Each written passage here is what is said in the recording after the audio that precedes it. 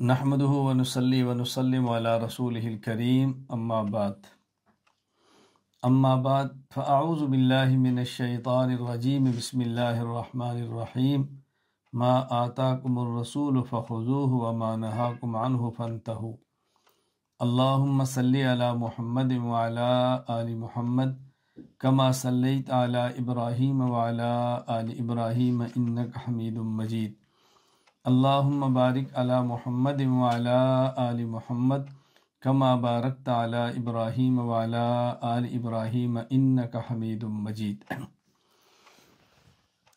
ادلہ شرعیہ میں سے دوسری دلیل حدیث مبارک، جس کو قبول کرنے یا نہ کرنے کے کچھ اصول اور ضوابط ہیں، اور اصول حدیث میں جو ہمارا سبق ہے اس میں یہی اصول اور ضوابط بیان کیے جائیں گے، اور اصول حدیث کے حوالے سے جو ہمارے پورے اسباق ہوں گے بنیادی طور پر اس کے یہ ذہن نشین فرما لیں کہ اس میں ایک تمہید ہوگی اور اس میں دو حصے ہوں گے۔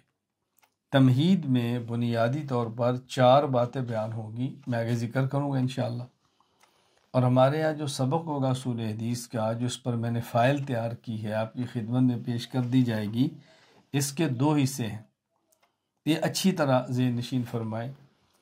پہلے حصہ میں حدیث مبارک کی تعریف، اصول حدیث کی تعریف، موضوع، غرض، حدیث مبارک کی مختلف اعتبار سے مختلف تقسیمات ذکر کی جائیں گی انشاءاللہ، اور جو بنیادی حصہ ہے دوسرا اس فائل کا جو ہم نے پڑھانا ہے سبق میں، اس میں 10 اصول انشاءاللہ تفصیل کے ساتھ بیان کر دیے جائیں گے۔ سب سے پہلے ہم ایک تمہید پڑھتے ہیں، اور اس تمہید میں 4 باتیں آپ نے بہت اچھی طرح سمجھنی ہے۔ یہ یوں سمجھیں کہ اصول حدیث کے لیے اساس اور بنیاد کی حیثیت رکھتی ہیں۔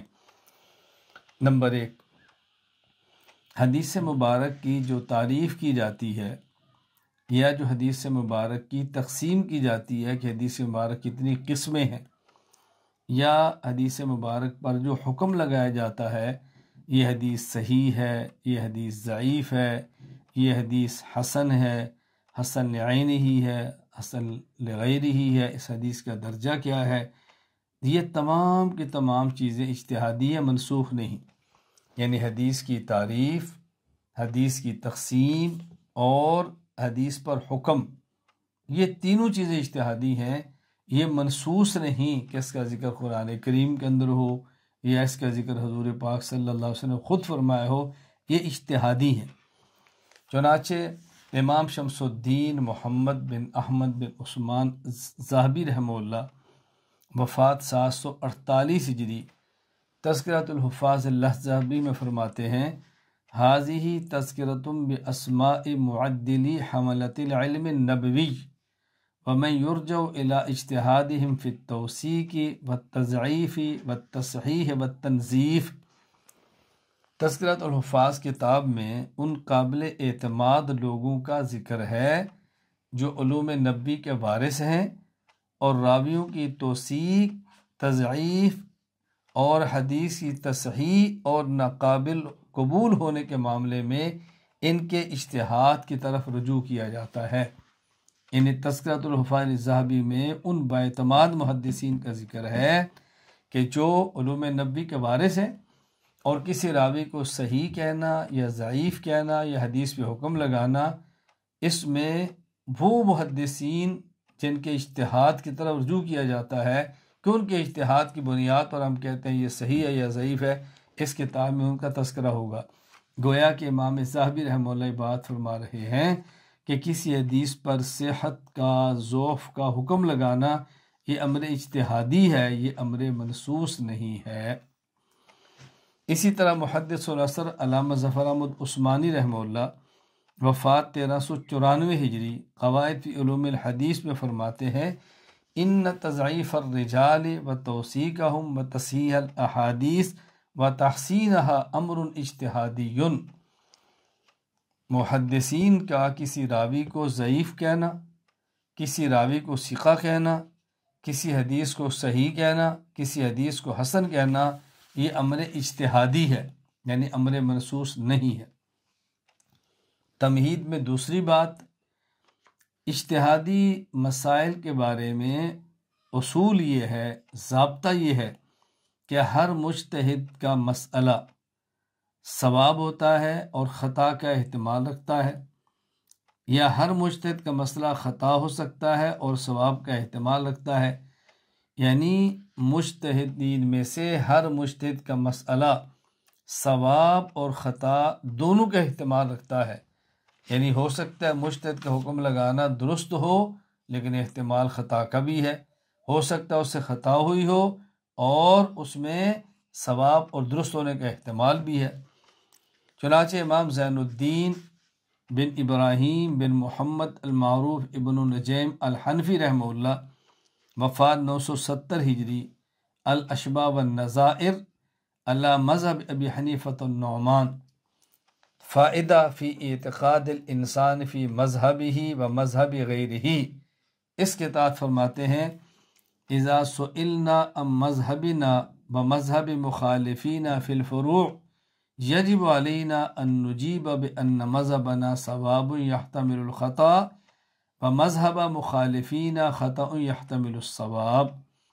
جب ہم سے کو پوچھے ہمارا مذہب اور ہمارے مخالف کا مذہب فروع میں، اجتہادیات میں، اگر کو پوچھے ہمارے مذہب اور ہمارے مخالف کے مذہب کے بارے میں، تو ہم پر لازم ہے کہ ہم یہ بات کہیں کہ ہمارے امام کا مذہب، ہمارے مجتہد کا مذہب درست ہے لیکن خطا کے احتمال ہے، اور دوسرے ہمارے مخالف جو لوگ ہیں ان کے مجتہد کا مذہب خطا ہے لیکن احتمال ثواب کا بھی ہے۔ لأنك لو قطعت القول لما صح قولنا ان المجتہد یخطئ و یصیب، اس لیے اگر ہم یہ کہ نہیں ہمارے مجتہد کا مذہب ثواب اور درست ہے اور اس میں خطا کا کوئی احتمال نہیں ہے، اور دوسرے مجتہد کا مذہب خطا ہے، اس میں درستگی اور ثواب ہونے کا کوئی احتمال نہیں، اگر ہم یہ بات قطعیت کے ساتھ کہیں تو وہ ضابطہ کہاں گیا؟ ان المجتہد یخطئ و یصیب، کہ مجتہد مخطئ بھی ہوتا ہے، مصیب بھی ہوتا ہے۔ چونکہ ضابطہ ہے کہ مجتہد مخطئ بھی ہوتا ہے، مصیب بھی ہوتا ہے، اس لیے ہم فروع میں اور اجتہادیات میں اپنے مذہب کے مجتہد کے مذہب کو قطعیت کے ساتھ درست نہیں کہتے، درست کہتے ہیں لیکن خطا کا احتمال بھی رکھتے ہیں، اور دوسرے کے مذہب کو قطعی طور پر خطا نہیں کہتے، ہم خطا سمجھتے ہیں لیکن اس میں ثواب کا احتمال بھی رکھتے ہیں۔ اتنی بات ہمارے منہ سے متعلق ہے، میں بات پوری کر دیتا ہوں کہ ابن نجیم نے آگے کیا بات فرمائی ہے۔ فرماتے ہیں وَإِذَا سُئِلْنَا عَن مُعْتَقَدِنَا وَمُعْتَقَدِ خُصُومِنَا فِي الْعَقَائِدِ يَجِبُ عَلَيْنَا أَن نَّقُولَ الْحَقُّ مَا نَحْنُ عَلَيْنَا وَالْبَاطِلُ مَا عَلَيْهِ خُصُومُنَا، لیکن اگر ہم سے پوچھا جائے ایک عقیدہ تمہارا ہے، ایک عقیدہ تمہارے مخالف کا ہے، تمہاری رائے کیا ہے؟ ہم عقائد کے بارے میں کہیں گے اور یہ ہمارے ذمہ لازم ہے، یجب علینا، ہمارے ذمہ واجب ہے اور ضروری ہے ہم عقائد کے بارے میں یہ کہیں الحق ما نحن علیہ، کہ حق وہ ہے جس پر ہم ہے، والباطل ما علیہ خصومنا، اور باطل وہ ہے جس پر ہمارا مخالف ہے۔ دیکھیں ایک معاملہ ہے عقائد کا اور ایک معاملہ ہے مسائل فروعیہ اجتہادیہ کا۔ اجتہادیات میں تو ہم کہہ سکتے ہیں ہمارا مذہب درست ہے، غلطی کا احتمال بھی ہے، لیکن عقائد میں یہ نہیں کہہ سکتے کہ ہمارا مذہب درست ہے، خطا کا احتمال، ہمارا عقیدہ درست ہے، غلطی کا بھی احتمال ہے۔ پھر عقیدہ کون سا ہوا؟ عقیدہ کون سا ہوا؟ عقیدہ وہی ہوتا ہے جہاں آدمی یہ کہے کہ ہمارا عقیدہ حق ہے اور ہمارے مخالف کا عقیدہ باطل ہے، یہی ہوتا ہے۔ میں علماء کرام سے بطور خاص عرض کروں گا یہ بات توجہ سے ذہن نشین فرما لیں اور اس پر کھڑے ہو جائیں خود بھی، اور اپنے متعلقین کو اس پر کھڑا کریں کہ عقائد میں ہم یہ بات کہتے ہیں ہم حق پر ہیں اور ہمارا مخالف باطل پر ہے، یہ ذہن نشین فرما لیں۔ یہ کبھی نہ کہنا کہ ہو سکتا ہے ہم حق پر ہوں، ہو سکتا ہے دوسرا حق پر ہو، یہ کبھی نہ کہنا۔ میں تفصیلی بات اس مسئلے پر اصول عقائد میں کر چکا ہوں، آپ پڑھ بھی لیں اور سن بھی لیں۔ قاضی ثناء اللہ پانی پتی رحمہ اللہ وفات 1225 ہجری، التفسیر المظہری، سورۃ الانبیاء، آیت نمبر ففہمناہا سلیمان، اس کے تحت فرماتے ہیں المجتہد یخطی و یصیب، مجتہد مخطی بھی ہوتا ہے اور مجتہد مصیب بھی ہوتا ہے۔ تمہید میں تیسری بات،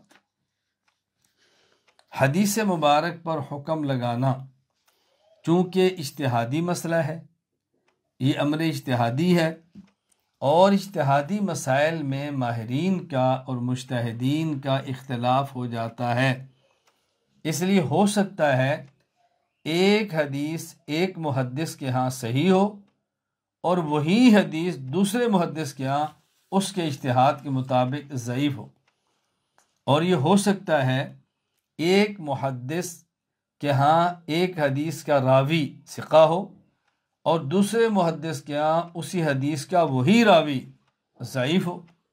لہٰذا کسی حدیث مبارک کا بعض محدثین کے ہاں ضعیف ہونا، اس کا مطلب ہرگز یہ نہیں ہے کہ وہ تمام محدثین کے ہاں ضعیف ہے۔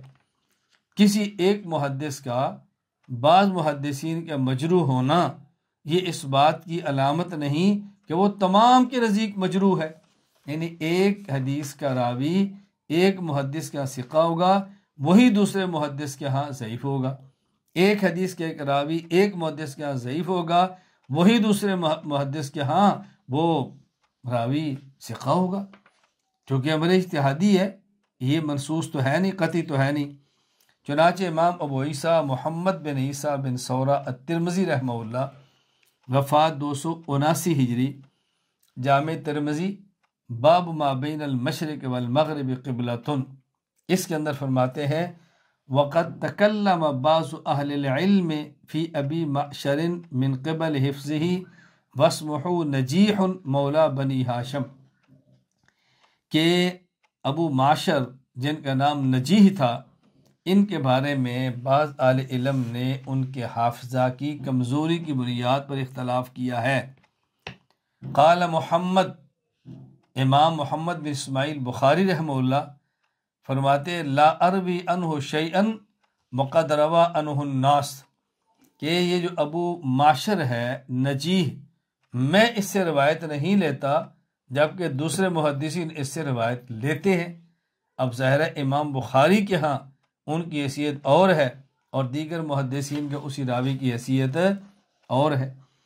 اسی طرح امام ابو زکریا یحییٰ بن شرف النووی رحمہ اللہ، وفات 676 ہجری، مقدمہ شرح صحیح مسلم میں فرماتے ہیں اعاب عائبون مسلما بروایتہ فی صحیحہ عن جماعت من الضعفاء، بہت سارے محدثین نے حضرت امام مسلم رحمہ اللہ پر اعتراض کیا ہے کہ وہ صحیح مسلم میں بعض احادیث ضعیف راویوں سے لیتے ہیں۔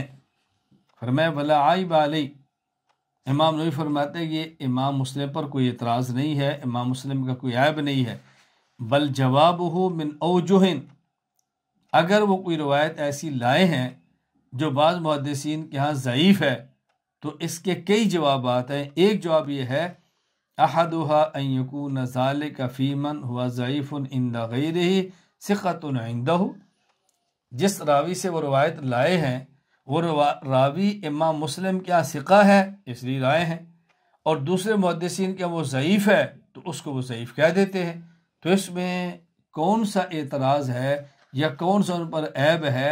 کسی راوی کو ثقہ یا ضعیف کہنا امر اجتہادی ہے، امام مسلم اپنے اجتہاد کی بنیاد پر ثقہ سمجھتے ہیں، روایت لے آتے ہیں، دوسرے محدثین اپنے اجتہاد کی بنیاد پر ضعیف سمجھتے ہیں تو ان سے روایت نہیں لیتے۔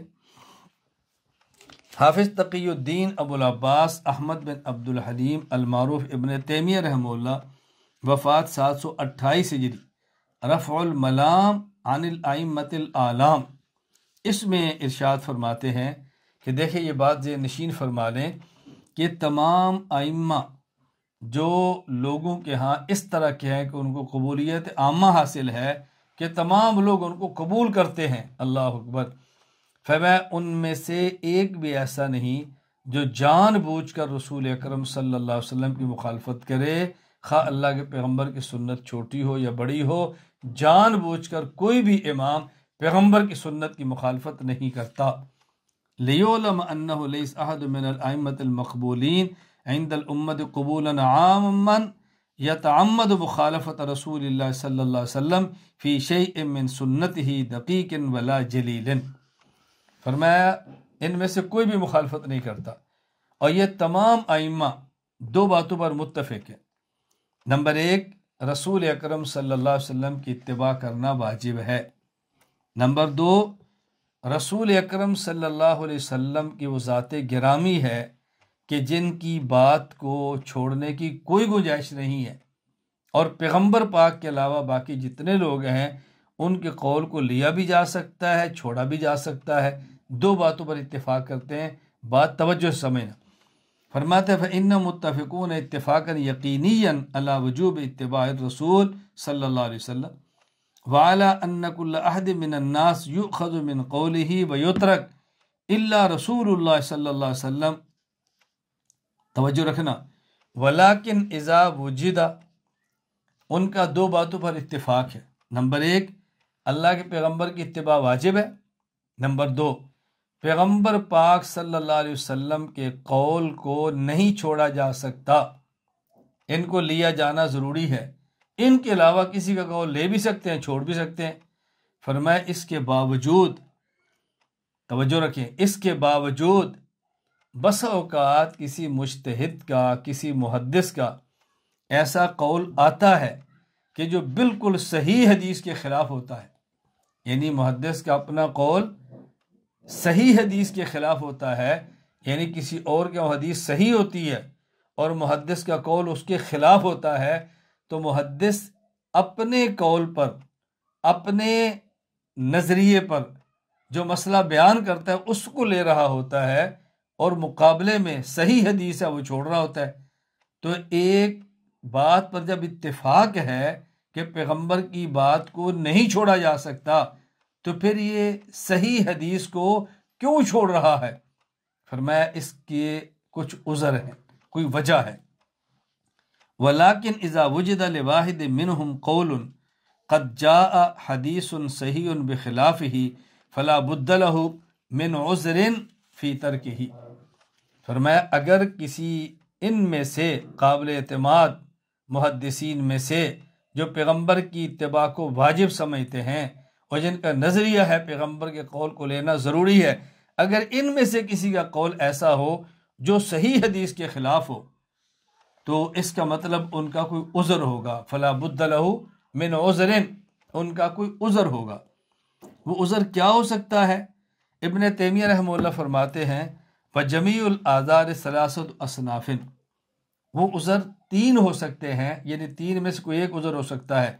پہلا عذر احدها عدم اعتقاده ان النبی صلی اللہ علیہ وسلم قالہ، اس مجتہد کی رائے یہ ہوتی ہے کہ یہ قول جو حدیث صحیح میرے سامنے پیش کی جا رہی ہے یہ پیغمبر سے ان کے نزدیک ثابت ہی نہیں۔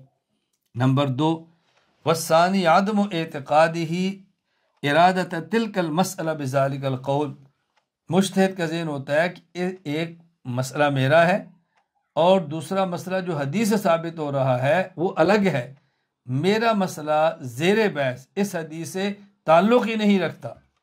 نمبر تین، اعتقادہ ان ذالک الحکم منسوخ، مجتہد کی رائے ہوتی ہے کہ جو مسئلہ اس حدیث سے ثابت ہو رہا ہے وہ مسئلہ منسوخ ہے، یہ حکم منسوخ ہے۔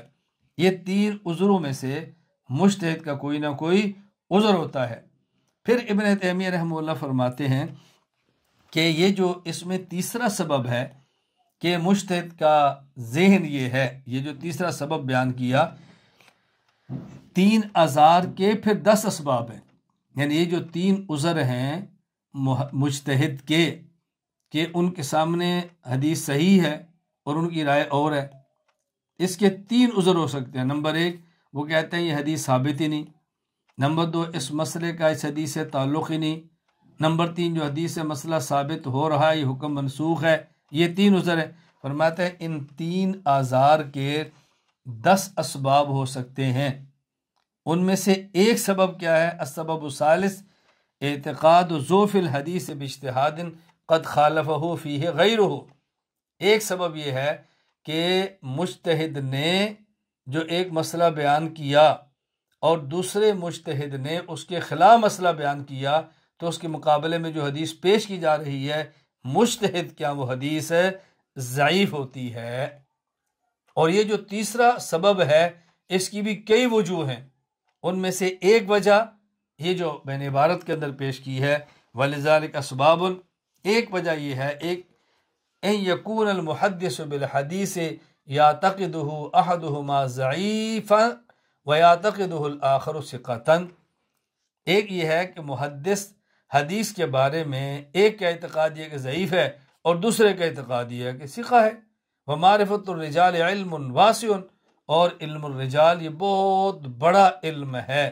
بل العلماء بالرجال واحوالهم بذلك من الاجماع والاختلاف مثل ما لغیر من سائر اہل العلم فی علوم، جس طرح بقیہ علوم میں علماء کا اتفاق بھی ہوتا ہے، اختلاف بھی ہوتا ہے، اسی طرح یہ علم الرجال جو ہے اس کے اندر بھی علماء کے اتفاق بھی اختلاف بھی ہے۔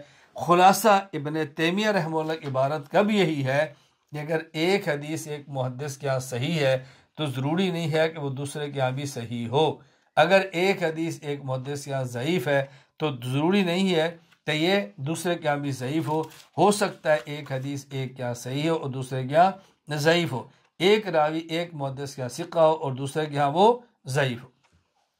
چوتھی بات میں نے کہا تھا تمہید میں 4 باتیں ہوں گی، چوتھی بات یہ ہے کہ ایک مجتہد کا اجتہاد دوسرے مجتہد کے مخالف حجت نہیں ہوتا۔ ایک مجتہد کا اجتہاد دوسرے مجتہد کے خلاف حجت نہیں ہوتا، یعنی ہمارے مجتہد کا اجتہاد ہمارے لیے حجت تو ہے، لیکن ہمارے مجتہد کا اجتہاد دوسرے مجتہد کے خلاف حجت کبھی نہیں ہوتا۔ چنانچہ محدث العصر علامہ ظفر احمد عثمانی رحمہ اللہ وفات 1394 ہجری قواعد فی علوم الحدیث میں فرماتے ہیں ولا يخفى ان ظن المجتہد لا يكون حجتا علی مجتہد آخر، اور یہ بات کوئی مخفی نہیں ہے کہ ایک مجتہد کا اجتہاد دوسرے مجتہد پر حجت نہیں ہوتا۔ میں نے آپ سے گزارش کی تھی کہ اصول حدیث پر ہم جو سبق پڑھیں گے اور اصول حدیث پر جو میں نے فائل تیار کی ہے جو آپ کے سامنے موجود ہے، اس کا خلاصہ 3 چیزیں ہیں۔ نمبر 1 ایک تمہید جس میں 4 باتیں بیان کی جائیں گی۔ پہلی بات کہ حدیث مبارک کی تعریف، اس کی تقسیم، احکام یہ اجتہادی ہیں، منصوص نہیں۔ دوسری بات اجتہادی مسائل کے بارے میں اصول یہ ہے کہ ہر مجتہد کے مسئلہ میں صواب اور خطا دونوں کا احتمال ہوتا ہے۔ اور تیسری بات ایک مجتہد کا کسی حدیث مبارک پر حکم لگانا یہ چونکہ امر اجتہادی ہے اور اس میں اجتہاد ہوا کرتا ہے، تو یہ ذہن نشین فرما لیں ایک مجتہد حدیث کا صحیح ہونا یہ اس بات کی علامت نہیں کہ سب کے ہاں صحیح ہے، ایک مجتہد کے حدیث کا ضعیف ہونا اس بات کی علامت نہیں کہ سب کے ہاں یہ ضعیف ہے۔ ممکن ہے ایک حدیث ایک مجتہد کے ہاں صحیح ہو دوسرے کے ہاں ضعیف ہو، ایک راوی ایک کے ہاں ثقہ ہو اور دوسرے کے ہاں وہ ضعیف ہو۔ اور چوتھی بات ایک مجتہد کا اجتہاد دوسرے مجتہد کے خلاف ہرگز حجت نہیں ہوتا۔ اب ہم دوسری بات شروع کرتے ہیں۔ میں نے کہا تھا اس تمہید کے بعد بنیادی طور پر ہمارے سبق اصول حدیث اور ہماری اس فائل کے 2 حصے ہوں گے۔ پہلا جو حصہ ہے اس میں حدیث کی تعریف، حدیث خبر اور اثر میں تعریفات اور تقسیمات، ہم اس کو تفصیل سے بیان کریں گے۔ اللہ تعالی ہمیں بات سمجھنے کی توفیق عطا فرمائے۔ اس میں کئی ایک فصلیں ہیں۔ نمبر 1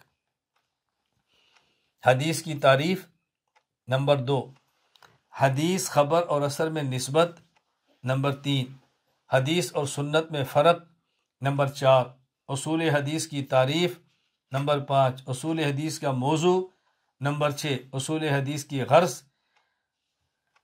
یہ 6 باتیں فصل اول کے اندر بیان کی جائیں گی۔ نمبر 1 حدیث کا معنی۔ اب ایک حدیث کا معنی لغوی اور ایک حدیث کا معنی اصطلاحی۔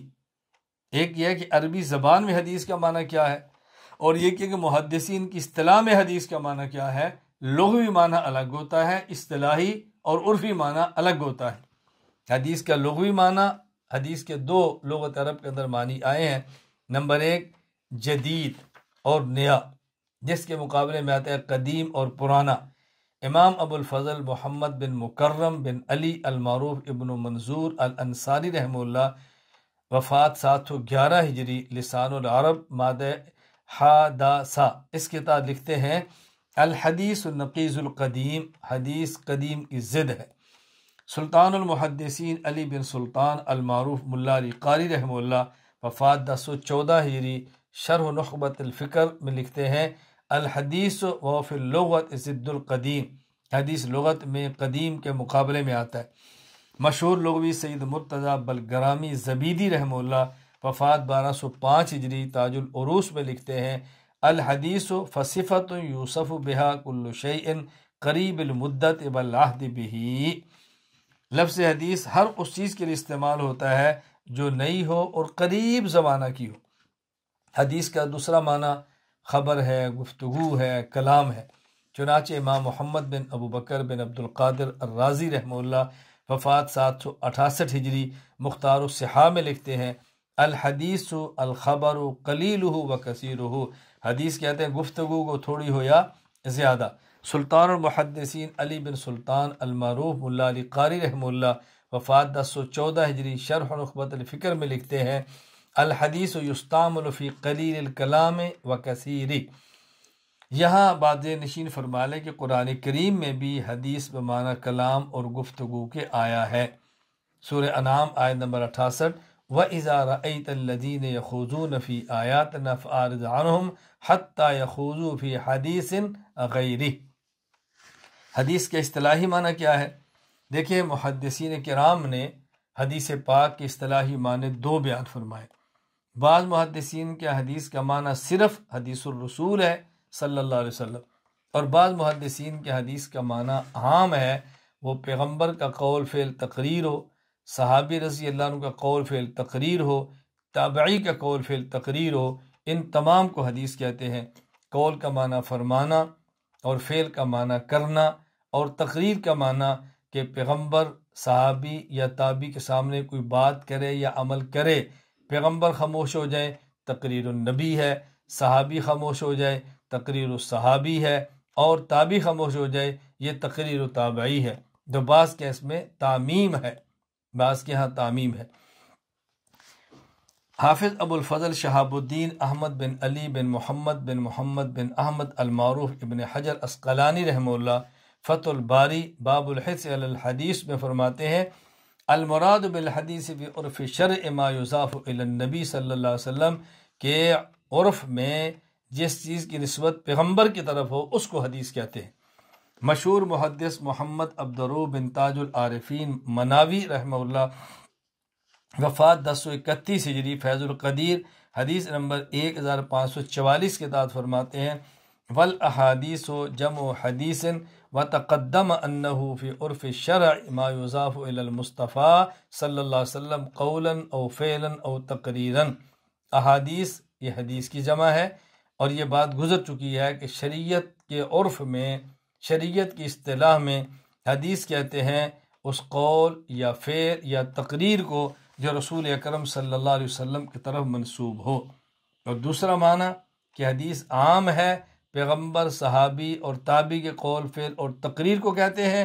شارح مشکات حافظ شرف الدین ابو عبداللہ حسین بن عبداللہ بن محمد الطیبی رحمہ اللہ، وفات 743 ہجری، شرح المشکات للطیبی میں فرماتے ہیں الحدیث اعم من ان یکون قول النبی صلی اللہ علیہ وسلم اب الصحابی اب التابعی وفعلہم وتقریرہم۔ اسی طرح شیخ عبدالحق بن سیف الدین بن سعد اللہ البخاری الدہلوی رحمہ اللہ، وفات 1052 ہجری، مقدمہ مشکات المصابیح میں فرماتے ہیں اعلم ان الحدیث فی اصطلاح جمہور المحدثین یطلق علی قول النبی صلی اللہ علیہ وسلم وفعلہ وتقریرہ۔ ومعنی التقریر، تقریر کا معنی کیا ہے؟ أنه فعل أحد أو قال شيئا في حضرته صلى الله عليه وسلم ولم ينكره ولم ينهه عن ذلك بل سكت وقرر، وكذلك يطلق على قول الصحابي وفعله وتقريره وعلى قول التابعي وفعله وتقريره۔ میں نے تفصیل سے اس کی بات آپ کی خدمت میں عرض کر دی ہے۔ لیکن دیکھیں حدیث کی دو تعریفیں ہیں، ایک ابن حجر عسقلانی رحمہ اللہ نے جو فرمائی ہے، اور ایک جو علامہ طیبی اور شیخ عبداللہ محدث دہلوی نے جو فرمائی ہے۔ ہمارا خیال یہ ہے کہ علامہ ابن حجر عسقلانی اور علامہ مناوی رحمہ اللہ کی حدیث کی تعریف کے بجائے وہ تعریف جو علامہ طیبی نے کی ہے یا حضرت شیخ محدث دہلوی نے کی ہے وہ زیادہ مناسب ہے، اس لیے کہ جب ہم حدیث کی تقسیم دیکھتے ہیں تو جس طرح حدیث کی ایک قسم مرفوع ہے، اسی طرح اس کی ایک قسم موقوف اور مقطوع بھی ہے۔ اور موقوف کسے کہتے ہیں؟ جو صحابی تک جا کر ختم ہو، اور مقطوع جو تابعی تک جا کر ختم ہو۔ تو موقوف اور مقطوع کو بھی حدیث کیا نا، اس بات کی دلیل ہے کہ حدیث کے معنی میں تعمیم ہے۔ حدیث، خبر اور اثر ان تینوں کا ایک ہی معنی ہے یا ان تینوں میں کوئی فرق ہے؟ اس کو ذہن نشین فرما لیں۔ حافظ ابو الفضل شہاب الدین احمد بن علی بن محمد بن احمد المعروف بن حجر عسقلانی رحمہ اللہ نزہۃ النظر فی توضیح نخبۃ الفکر میں فرماتے ہیں کہ بعض علماء محدثین کے ہاں خبر اور حدیث کا معنی ایک ہے، دونوں میں فرق نہیں۔ الخبر عند علماء ھذا الفن مرادف للحدیث، اور فرماتے ہیں بعض علماء کے ہاں جو پیغمبر کی طرف منسوب ہو وہ خبر ہے، اور جو پیغمبر کے بعد ہو وہ خبر نہیں۔ وہ جو پیغمبر پاک کی طرف منسوب ہو وہ حدیث ہے، اور جو مابعد پیغمبر کی طرف منسوب ہو وہ خبر ہے، وہ حدیث نہیں۔ وقیل الحدیث ما جاء عن النبی صلی اللہ علیہ وسلم والخبر ما جاء عن غیرہ۔ وقیل، اور بعض کہتے ہیں کہ ان میں عام خاص مطلق کی نسبت ہے۔ عام خاص مطلق کا معنی ہر حدیث کو خبر کہہ سکتے ہیں، ہر خبر کو حدیث نہیں کہہ سکتے۔ وقیل بینہما عموم و خصوص مطلق فکل حدیث خبر من غیر عکس۔ ہر حدیث کو خبر کہہ سکتے ہیں لیکن ہر خبر کو حدیث نہیں کہہ سکتے۔ محدث علامہ ظفر احمد عثمانی رحمہ اللہ وفات 1394 ہجری قواعد فی علوم الحدیث میں لکھتے ہیں کہ محدثین مرفوع اور موقوف دونوں کو اثر کہتے ہیں۔ والمحدثون یسمون المرفوع والموقوف بالاثر، اور فقہائے خراسان یسمون الموقوف بالاثر والمرفوع بالخبر والحدیث، اور فقہائے خراسان جو ہیں وہ موقوف کو اثر کہتے ہیں، یعنی جو صحابی تک جا کر رکے، اور مرفوع کو خبر اور حدیث دونوں کہتے ہیں۔ نبی فرمایا کہ بعض حضرات کے یہاں کچھ فرق ہے۔ ایک بات سمجھیں کہ حدیث اور سنت میں کچھ فرق ہے یا حدیث اور سنت میں کچھ فرق نہیں۔ توجہ سے بات نشین فرما لیں، حدیث اور سنت میں 4 فرق ہیں۔ نمبر 1، رسول اکرم صلی اللہ علیہ وسلم کے وہ اقوال، افعال اور تقاریر جن میں عذر کا احتمال ہو انہیں حدیث کہتے ہیں۔ یعنی پیغمبر پاک صلی اللہ علیہ وسلم نے کوئی کام کیا ہو، وہ آپ کی مبارک عادت نہ ہو، کسی عذر کی وجہ سے کیا ہو، حدیث۔ اور آپ صلی اللہ علیہ وسلم کے وہ اقوال، افعال اور تقاریر جن میں عذر کا کوئی احتمال نہ ہو ان کو سنت کہتے ہیں۔ یعنی اگر آپ نے کام کیا ہے اور بالعذر کیا ہے، حدیث تو وہ بھی ہوگی، لیکن اگر آپ نے بالعذر کیا ہے اس کو ہم سنت نہیں کہہ سکتے، کام ہم بھی کریں۔ اس کی مثال سمجھیں، رسول اکرم صلی اللہ علیہ وسلم ہمیشہ پیشاب بیٹھ کر فرماتے تھے، کھڑے ہو کر نہیں فرماتے تھے، یہ آپ کی سنت ہے۔ لیکن حدیث مبارک میں کہ آپ نے پیشاب کھڑے ہو کر بھی فرمایا ہے، اب یہ سنت تو نہیں، یہ حدیث ہے۔ اور کیوں کھڑے ہو کر فرمایا ہے؟ اس میں رسول اکرم صلی اللہ علیہ وسلم کا عذر تھا۔ وہ عذر کیا تھا؟ وہ امام نووی رحمۃ اللہ علیہ نے 3 عذر بیان فرمائے۔ ایک عذر فرمایا کہ بعض علماء کہتے ہیں، ایک عذر یہ تھا کہ عرب میں کمر کی درد کا علاج کھڑے ہو کر پیشاب کرنے سے ہوتا تھا، اور آپ کی کمر میں درد تھا تو درد تھا، آپ نے علاجن فرمایا۔ دوسرا عذر، بعض حضرات کہتے ہیں کہ رسول اکرم صلی اللہ علیہ وسلم کے گھٹنے میں تکلیف تھی، آپ کے لیے کھڑے ہو کر پیشاب کرنا مشکل تھا، آپ نے اس وجہ سے فرمایا۔ تیسرا عضو بعض حضرات کہتے ہیں کہ نبی پاک صلی اللہ علیہ وسلم ایک ایسے مقام پر تھے، وہ کوڑی تھی، یعنی یوں تھی نیچے سے بلندی کی طرف، اور آپ ایسی جگہ پر کھڑے تھے، اگر بیٹھ کر پیشاب فرماتے تو پانی اوپر سے نیچے آنے کا خدشہ تھا، تو آپ نے کھڑے ہو کر فرمایا۔ خیر، بتانا یہ ہے کہ رسول اکرم صلی اللہ علیہ وسلم کا کھڑے ہو کر پیشاب کرنا حدیث پاک میں ہے، لیکن آپ اس کو سنت نہیں کہہ سکتے۔ چنانچہ امام ابو عیسیٰ محمد بن عیسیٰ بن سورہ ترمذی رحمہ اللہ، وفات 279 ہجری، جامع ترمذی، باب النہی قائما، حدیث نمبر 12 کے تحت فرماتے ہیں، حضرت عائشہ رضی اللہ تعالیٰ عنہ فرمایا کرتی، من حدثکم ان النبی صلی اللہ علیہ وسلم کان یبول قائما فلا تصدقوہ ما کان یبول الا قائدا، اگر کوئی اللہ کے نبی کے بارے میں تمہیں یہ بتائے کہ آپ کھڑے ہو کر پیشاب فرمایا کرتے تھے، اس کی تصدیق نہ کرنا، کیونکہ رسول اکرم صلی اللہ علیہ وسلم کی مبارک عادت بیٹھ کر پیشاب کرنے کی تھی۔ اب جو آپ نے کھڑے ہو کر پیشاب فرمایا، یہ صحیح بخاری میں روایت موجود ہے۔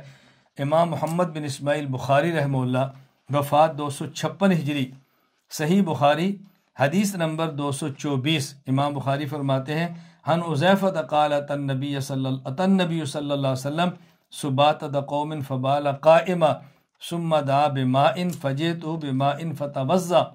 حذیفہ فرماتے ہیں رسول اللہ علیہ وسلم ایک روڑی پر تشریف لائے اور آپ نے کھڑے ہو کر پیشاب فرمایا، پھر آپ نے پانی منگایا اور میں آپ کی خدمت میں پانی لے کر گیا۔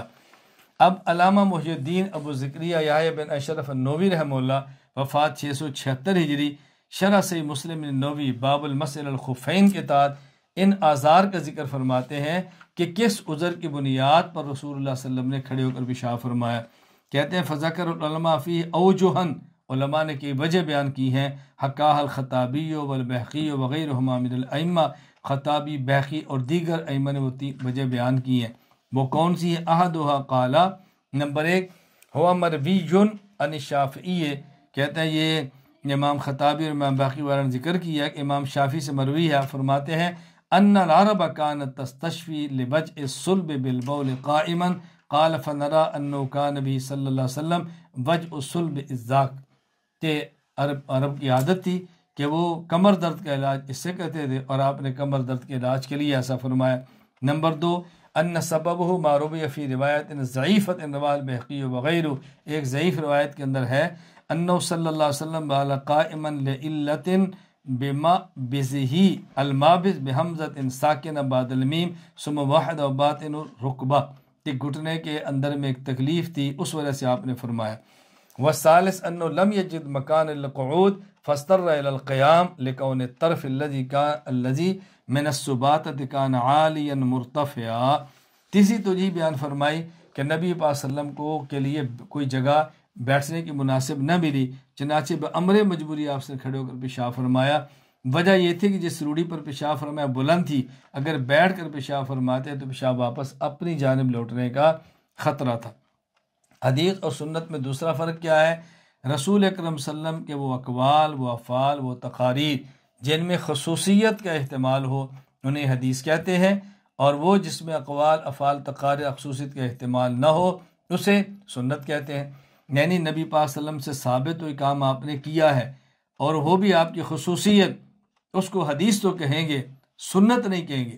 اس کی ایک مثال کہ رسول اکرم صلی اللہ علیہ وسلم سوئے، آپ اٹھے، آپ نے نماز پڑھی اور وضو نہیں فرمایا، تو سونے سے وضو نہیں ٹوٹتا، یہ پیغمبر کی خصوصیت ہے، جس کو سنت نہ سمجھنا کہ کوئی بندہ تہجد پڑھے پھر سو جائے اور پھر اٹھ کے سنتیں پڑھ لے اور کو جی اللہ کے نبی نے ایسے کیا تو میں بھی ایسے کرتا ہوں، یہ پیغمبر پاک کی خصوصیت ہے۔ چنانچہ امام محمد بن اسماعیل بخاری رحمہ اللہ، وفات 256 ہجری، صحیح بخاری حدیث نمبر 689 کے تحت فرماتے ہیں عن ابن عباس رضی اللہ عنہما قال نمت عند میمونہ، حضرت ابن عباس فرماتے ہیں میں حضرت میمونہ کے ہاں سویا۔ حضرت میمونہ حضرت عبداللہ بن عباس رضی اللہ عنہما کی خالہ تھی، تو یہ محرم تھے، اس لیے آپ ان کے گھر میں آرام کیا۔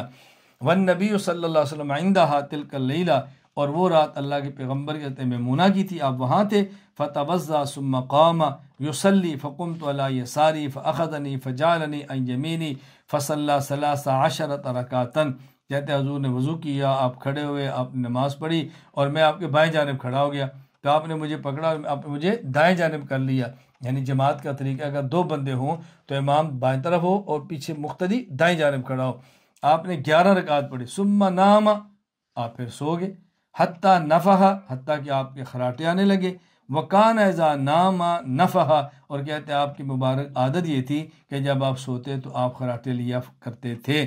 ثم اتاہ المؤذن فخرج فصلى ولم يتوضا، مؤذن نے اذان دی، آپ نکلے گھر سے اور آپ نے جا کے نماز پڑھ لی اور آپ نے وضو نہیں فرمایا. یہ رسول اکرم صلی اللہ علیہ وسلم کی خصوصیت ہے. لہذا یہ حدیث تو کہہ سکتے ہیں، یہ نہیں کہہ سکتے کہ یہ سنت ہے. تیسرا فرق، نبی پاک صلی اللہ علیہ وسلم نے کوئی کام فرمایا ہو اور اس پر دوام نہ کیا ہو. یہ بات یاد رکھیں، یعنی نبی پاک صلی اللہ علیہ وسلم نے ہمیشگی اختیار نہ کی ہو اس کو حدیث کہیں گے. دوام اختیار کیا تو اس کو سنت کہیں گے.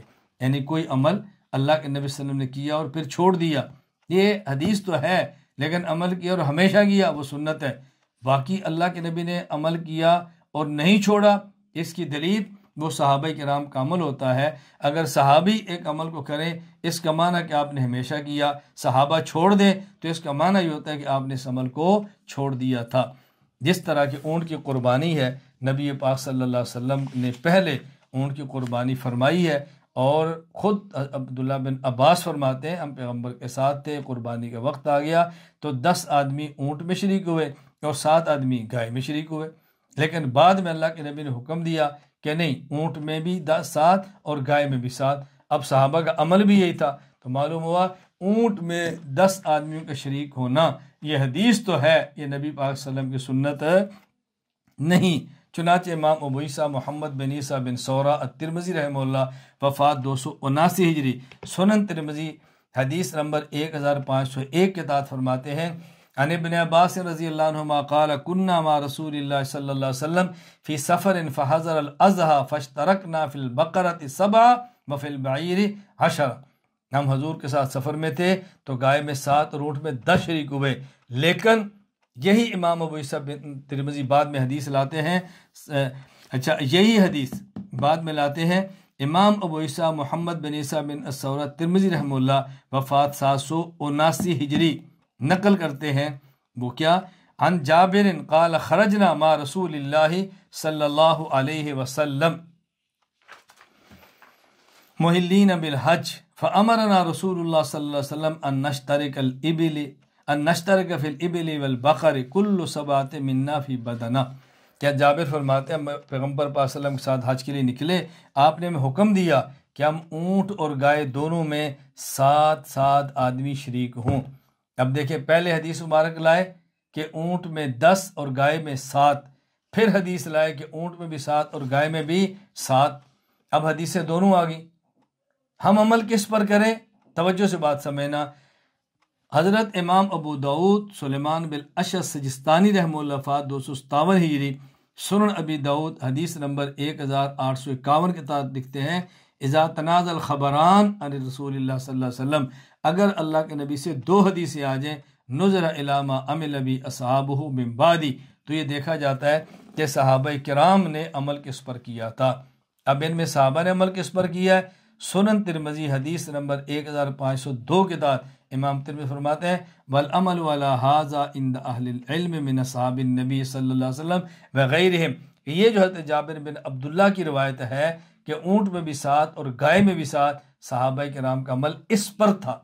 لہٰذا اونٹ میں 10 آدمیوں کا شریک ہونا یہ حدیث ہے، اور اونٹ میں 7 آدمیوں کا شریک ہونا یہ سنت ہے. تو حدیث وہ ہوتی ہے جس پر عمل کیا اور چھوڑ دیا، اور سنت وہ جس پر عمل کیا چھوڑا نہیں، بلکہ آپ نے ہمیشہ اس پر عمل فرمایا ہے. اس کو اچھی طرح سے نشین فرما لیں. اور چوتھا فرق، حدیث منسوخ ہو سکتی ہے لیکن سنت منسوخ نہیں ہوتی. دلیل شروع اسلام میں حدیث اس کی مثال. چوتھا فرق، حدیث منسوخ ہو سکتی ہے اور سنت منسوخ نہیں ہوتی. یعنی ایک آپ نے عمل فرمایا ہو، وہ منسوخ ہو گیا ہو، وہ حدیث میں آیا ہو، ہم اس کو حدیث کہیں گے. لیکن جو عمل آپ نے بعد میں فرمایا جو ناسخ ہے اس کو ہم سنت کہیں گے. میں اس کی مثال سمجھیں. شروع اسلام میں آگ پر پکی ہوئی چیز کھا لینے سے وضو ٹوٹنے کا حکم تھا، اور بعد میں حکم یہ ختم ہو گیا. اب دونوں حدیث میں ہے، تو پہلی حدیث کو منسوخ اور دوسری حدیث کو ناسخ کہیں گے۔ چنانچہ امام ابو الحسن مسلم بن حجاج القشیری النشاپوری رحمہ اللہ فا 261 ہجری صحیح مسلم حدیث نمبر 351 کے تحت فرماتے ہیں، عن زید بن ثابت رضی اللہ عنہ قال سمعت رسول اللہ صلی اللہ علیہ وسلم یقول الوضوء مما مست النار، اگر کسی نے ایسی چیز کو کھا لیا جو آگ پر پکائی گئی ہے تو وضو کرنا ہوگا۔ لیکن بعد میں امام مسلم حدیث نقل کرتے ہیں حضرت ابن عباس رضی اللہ عنہما سے کہ رسول اکرم صلی اللہ علیہ وسلم نے اکلا کتف شاتن، آپ نے بکری کا بھنا ہوا آگ پہ پکا ہوا گوشت کندھے کا کھایا، ثم صلی نماز پڑھی، ولم یتوضا اور آپ نے وضو نہیں فرمایا، وضو نہیں فرمایا۔ اب پہلے حدیث کہ ما مست النار سے وضو ٹوٹ جاتا ہے، دوسری حدیث آگ پر پکی چیز ما مست النار کو کھایا اور وضو نہیں کیا، اب معلوم وضو نہیں ٹوٹتا۔ وہ حدیث پہلے اور یہ بعد میں۔ حضرت امام نووی رحمہ اللہ، امام ابو زکریا یحییٰ بن شرف النووی رحمہ اللہ وفات 676 ہجری، شرح مسلم للنووی میں یہاں فرماتے ہیں باب الوضو مما مست النار کے تحت وہذی عادت مسلم وغیر من ائمۃ الحدیث یذکرون الاحادیث التی یرون منسوخہ ثم یعقبون بالناسخ۔ امام مسلم اور دیگر محدثین کی مبارک عادت یہ ہے، پہلے حدیث وہ لاتے ہیں جو ان کے یہاں منسوخ ہوتی ہے اور بعد میں وہ لاتے ہیں جو ان کے یہاں ناسخ ہوتی ہے۔ تو معلوم ہو کہ ما مست النار امام مسلم کے یہاں منسوخ ہے اور ما مست النار سے وضو ہونا امام مسلم کے یہاں منسوخ ہے اور وضو نہ ہونا یہ ناسخ ہے۔ میں علماء کرام اور طلباء کرام سے گزارش کروں گا، امام نووی جو کہ شافعی ہیں، جو انہیں ضابطہ بیان فرمایا، آپ اس ضابطے کی روشنی میں ذرا کتب حدیث کو کھول کر دیکھیں۔ ضابطہ کیا فرمایا؟ حاضی عادت مسلم وغیر من ائمۃ الحدیث یذکرون الاحادیث التی یرون منسوخہ ثم یعقبون بالناسخ۔ امام مسلم اور دیگر محدثین کی مبارک عادت یہ ہے کہ جو حدیث ان کا منسوخ ہو اس کو پہلے لاتے ہیں، جو حدیث ان کا ناسخ ہو وہ بعد میں لاتے ہیں۔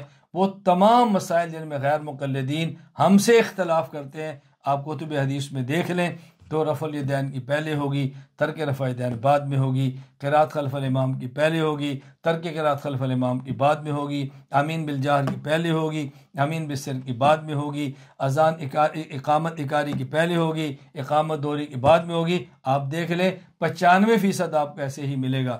آپ اس سے اندازہ فرمائیں گے کہ شافعی اصولوں کے مطابق بھی احناف جن روایات پر عمل کرتے ہیں ان پر عمل کرنا کیسا ہے۔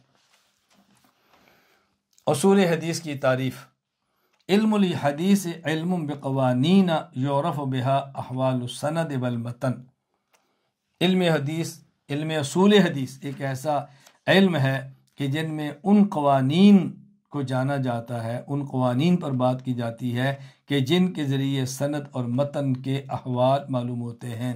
یہ سند کہتی ہے، یہ متن کیسا ہے۔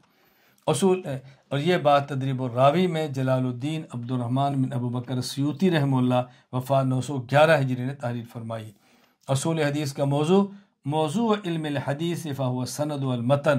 اصول حدیث میں گفتگو سند اور متن حدیث سے کی جاتی ہے۔ یہ بات شیخ ظفر احمد عثمانی رحمہ اللہ وفات 1394 ہجری نے قواعد علوم الحدیث میں تحریر فرمائی ہے۔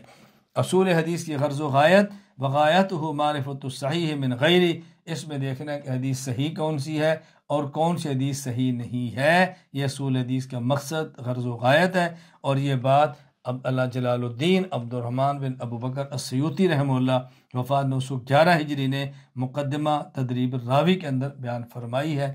اللہ تعالیٰ مجھے اور آپ سب کو اصول حدیث کو پڑھ کے سمجھنے کے بعد علم حدیث صحیح طرح پڑھنے اور سمجھنے کی توفیق عطا فرمائے، اور جو محدثین کی مبارک اوصاف اور عادات ہے اللہ مجھے اور آپ کو اختیار کرنے کی توفیق عطا فرمائے۔